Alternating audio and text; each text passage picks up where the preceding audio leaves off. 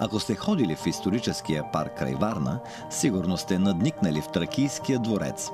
Сградата е реконструкция, която стъпва върху мотиви от двореца на Севт III, потънал под водите на язовир Копринка. Ще видите интериора, приемната зала на царя, копия от ефектните тракийски съкровища.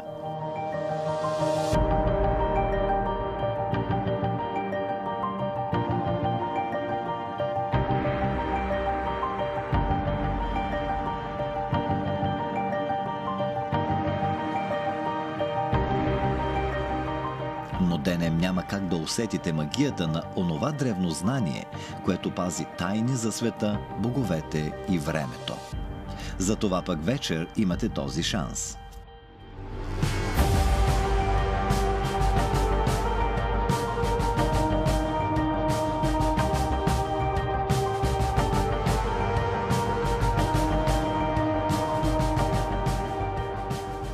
Малко преди залез, един млад мъж показва как хората по нашите земи са ловували с соколи.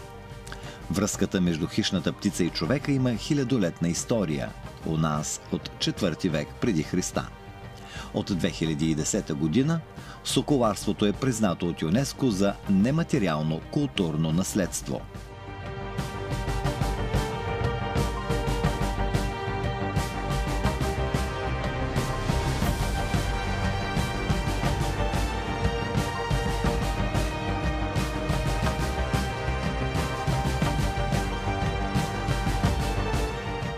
Това е прелюдия към едно пътуване в далечното минало, когато по българските земи са живели траките. Те били воинствени и свободолюбиви, почитали великите богове и изпълнявали в тяхна чест впечатляващи ритуали.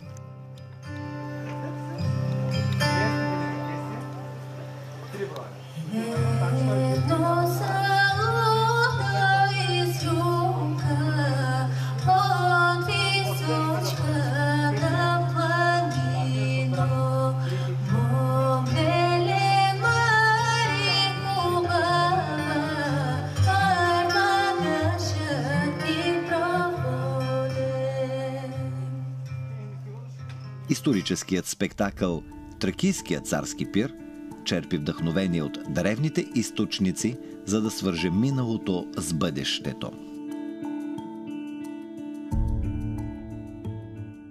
Някога, в зората на времето, великите богове, пазители на земята и създатели на човешкия род, са творили красива и плодородна земя. Земя на храбри мъже и красиви коне. Стучни поля, пълноводни реки и гористи планини. Коневъдна Тракия. Така Аедът, музикантът, разказвач на истории в древността, въвежда публиката в темата на представлението. Ролята е поверена на единствения чуждестранен участник в спектаклите на историческия парк. Аз съм Пьер, аз съм част от екипата на исторически парк. Аз се занимавам с проекта на парка като възстановчик, като преводач и също като представител на самия идея на парка, на чужбина, по-специфично за пазара от англоговорящи и френскоговорящи свят. Вдъхновен от българската история, Пьер е автор на сценария за другия спектакъл, който гостите много обичат – Заветът на хан Кубрат. Използвал за този спектакъл, който съм написал, извори, които имам от историята, но също легендата, която е около хан Кубрат и неговите 5 синове. Толкова е интересна, дълбока, толкова различни темати има в българската история. Според мен трябва да се подкрепя, трябва да се промотира. Аз сега, както има навсякъде на света, ни кажат от истории от Iron Man, от Супермен, това не ни трябва. Ние имахме достатъчно интересни и уникални герои, например в българската история, но цяла също европейска история, че не ни трябва тези фантазии. Истинската история в един също интересен вид за тези, които не посещават в парка, да й дават вдъхновение. Това е нашия цел. Да дава вдъхновение и да използват тази прекрасна история и легенда, да дава вдъхновение на по-млади хора, да се интересуват още повече на българската история. Пиер Леонар казва, че историята на траките е засенчена от мощните цивилизации, с които те са съжителствали, и това трябва да се промени. Това е цел за такъв спектакъл и надявам се да е много успешен сега и в бъдещето, защото толкова са богати и толкова е богата самата история, самата култура на траките, че абсолютно трябва да се познава. Бъдете и вие богати с плячка, мои братя и сътрапезници, които сами дойдохте и поднесохте дарове. За вас винаги ще има място в дома ми и до дясното ми рамо в битката. Изпийте чашите си и ги приемете като дар и свидетелство за моето приятелство, че с тях заедно извършваме възлияние на боговете. Така посреща високопоставените си гости одриският цар Терес в историческия спектакъл «Тракийският царски пир». Според професор Иван Маразов, пирът при траките бил място за социална комуникация. Тук се водили преговори и се сключвали съюзи, обменяли се дарове, показвали се бойни умения. Върху тази концепция стъпват организаторите от исторически парк. Музиката е написана от композитора Костадин Генчев.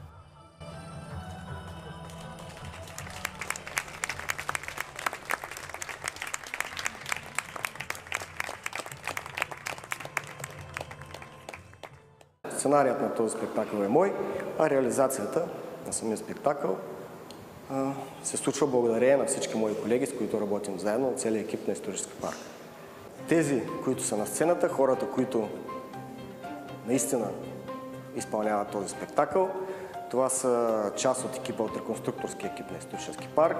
Това са млади и талантливи хора от историческо изкуство, хора, с които ние работим заедно. Истинско предизвикателство беше да пресъздадем гласовете, да се докоснем и да се опитаме да навлезем в духа на времето и да актьорите да говорят с тон и думи, които наподобяват всичко, което ние знаем от Илиада, от Седемте срещу Тива, от трагедията Рес, т.е. нещо, което да вкара публиката в духа на времето. Тракийският царски пир потвърждавал космичния и социален ред, пресъздавал угощенията, които боговете давали след сътворението на света. Пак според професор Маразов, пирът репродуцирал социалната иерархия. Най-приближените на царя сядали от двете му страни.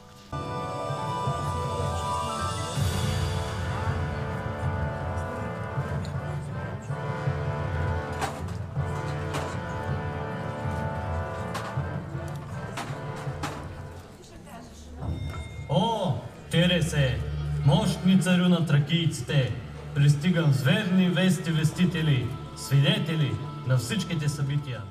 По същия начин тракийският цар събира при себе си своите най-приближени хора, гости, царе от близки земи и давайки такова угощение, той легитимира своята власт пред всички тях и затова служителят на тракийският царски пир включва посрещането на гостите, побратимяването с тях, побратимяването с чужд цар или аристократ, представяне на воинските умения на траките, представяне на тяхната култура на пиене на вино и на угощение, представяне на хирогамията, т.е. свещения брак на царя с богинята, който го легитимира като цар и му дава правото да управлява отново за следващата година или период от време, което е един от най-интересните моменти всъщност в тракийския царски пир. Той не е просто пир, той е свещено действие. Почитането на боговете било основна линия в живота на траките. Те са изучавали философията на безсмъртието на душата. Тяхни учители са били Орфей, Зоомоксис и други бележити личности в тракийския пантеон. И по този начин, на основата на тези си познания, те са създавали своите ритуали и своите мистики в бита. Самият цар, който е бил на съответния тракийски народ, защото те са много, той е бил наместника на боговете на земята. А друг се приближавал незабелязано. Почитането, да речем, на великите богове, така наречените кабири, е било нещо, което чрез тях те са общували чрез боговете. Великите кабири са били посредниците между Слънцето, Бога Слънце и между траките.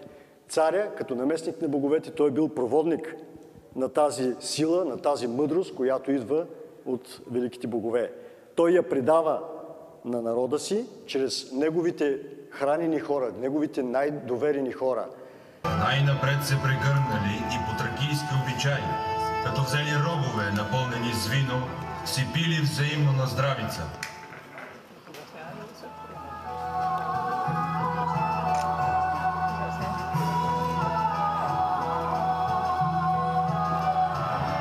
Новодошли, приемете тези чаши, отпийте и прекрачете мирно прага на този светъл дом. Станете свои, мои благосклонни приятели и роднини.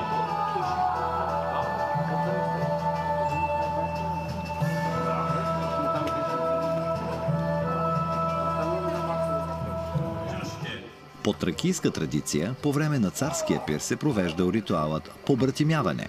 Описва го древногръцкия пълководец и историк Ксенофонт след посещението му при цар Сефт. И аз, Ариапейте, ти предлагам пред погледа на всички съюза си да затвърдим с побратимяване. Да пием от фиалата ми вино, тъй гъсто, като кръв на боговете, примесено с кръвта от нашите ръце и малко мед, за да са сладки бъдещите ни победи.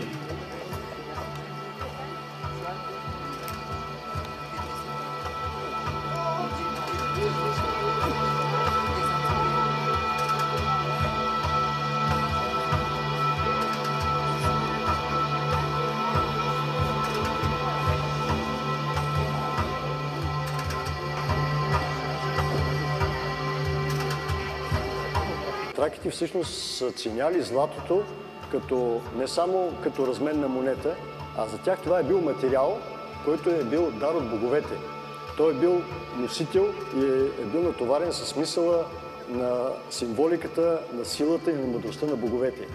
И така, когато тези съдове се употребяват, виното, което преминава през този съд, той се зарежда с божествената сила, с божествената енергия и царете, отпивайки от него, вече приемат тази сила и тази мъдрост в себе си. И по този начин те осъществяват по-лесно връзката си с боговете.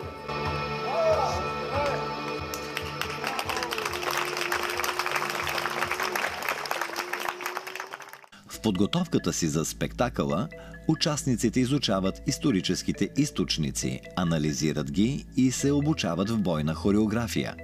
Това е отнело доста време, тъй като никой от тях не е професионален актьор. Участват в клубове за възстановки, работят в исторически парк или са просто доброволци с интерес към историята. Впечатляваща е, например, двойната брадва Лабрис. В древна Тракия тя била натоварена с символиката на властта на царя-жрец. Тя е двуостра брадва, като нейните две острията са абсолютно еднакви.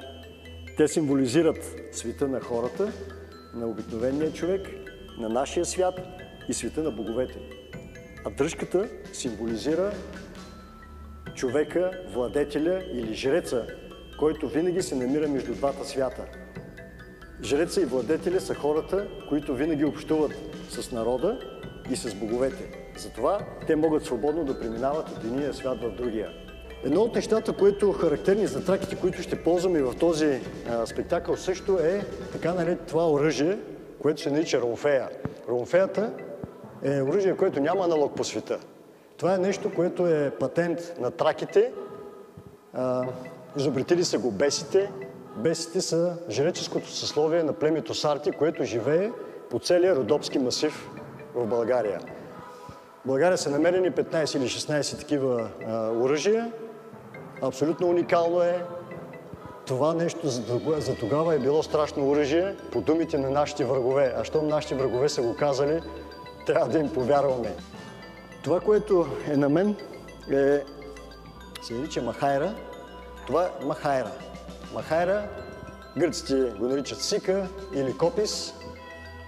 Има различни видове, но това оръжие е едно от характерните, така както е направено.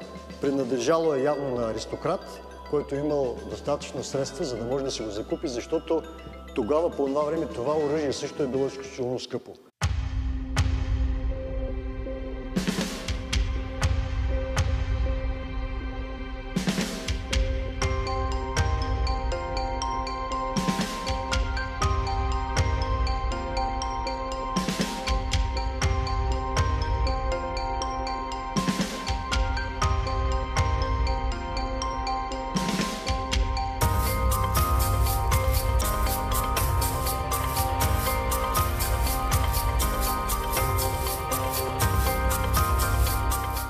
спектакъла «Тракийския царски пир» е включен бойният танц «Колабрисмус», отново споменат от Ксенофонт в военно-историческите му мемуари. С този танц траките показвали бойните си умения и призовавали духовете на предците да бъдат с тях в битките. Герои, копиеборци тракийски, покажете храбростта си, призовете нашите предци, изпийте чаши преди боя и срещнете смело смъртта си.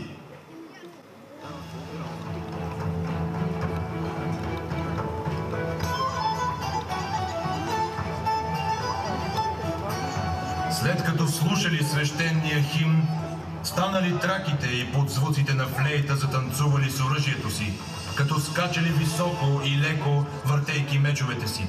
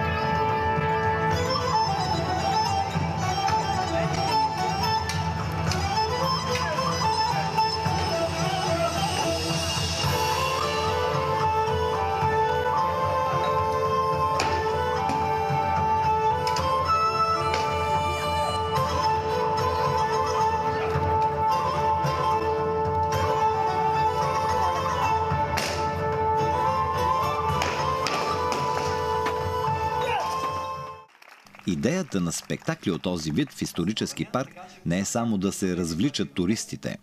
Те пресъздават историята, представят бита, културата и ритуалите на древните хора по нашите земи.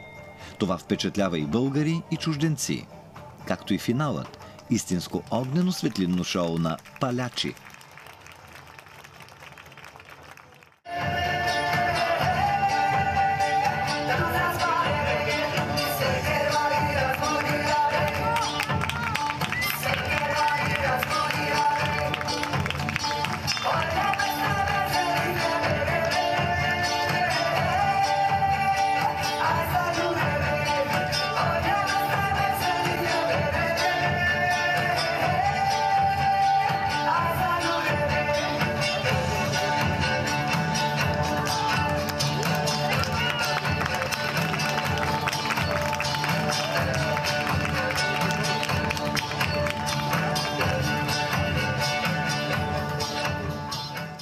Идеята е невероятна.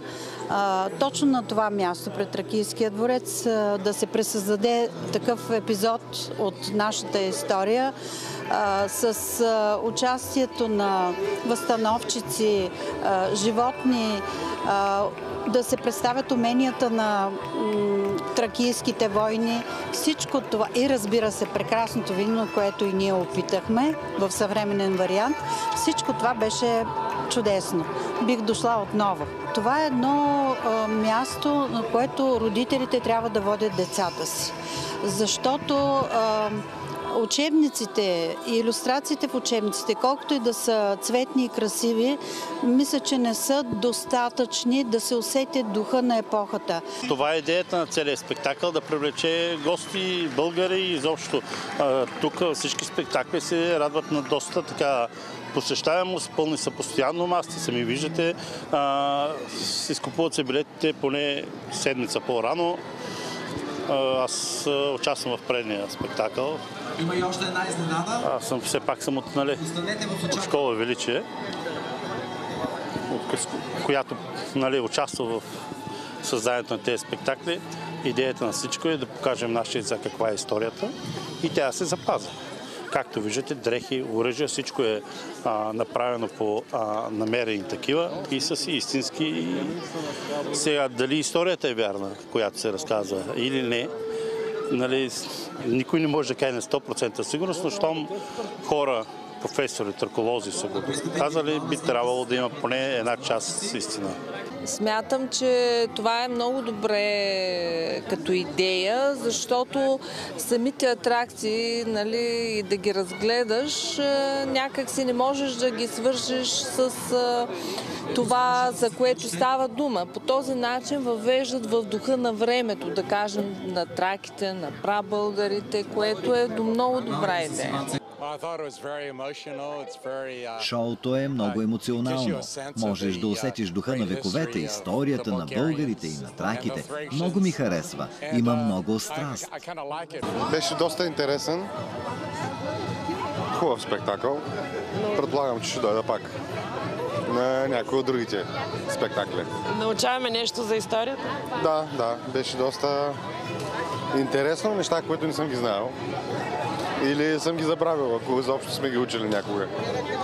А може ли да доведе туристи повече подобно представление? Да, определено. Някой ден ще бъде световно известно това шоу. Страхотно беше всичко, както и предния спектакъл, така и следващи. Предполагаме, че ще бъдат по същия начин. Какво най-много ви харесва? Кое най-много? За сега сякаш не мога да отлича точно кое най-много, всичко. А може би защото не сме безпристрастни, но всичко ни харесва преди на тебе, Боги. На мен много ми хареса тракийската програма, там където бяха ритуалите, както и огненото шоу на палячи. Беше много интересно, много благодаря. А на вас?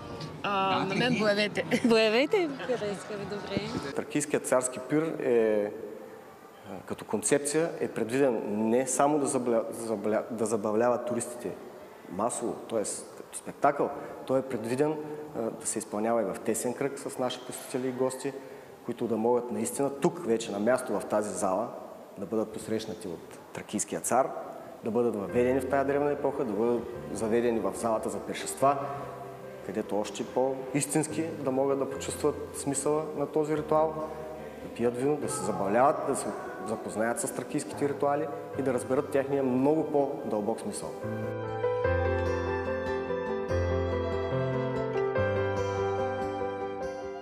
И накрая, хайде да се срещнем с самия тракийски цар Терес. Усещането е уникално и неповторимо, бих казал. Едно голямо благодаря на екипа, който стои зад Тракийския царски пир и по-конкретно на Милен Петров, на Пиер Леонард, на Евгений Очкунов и на целия екип на Исторически парк. Също така и на Ангел Тодоров, който е наш ментор и без него това нямаше да се случи.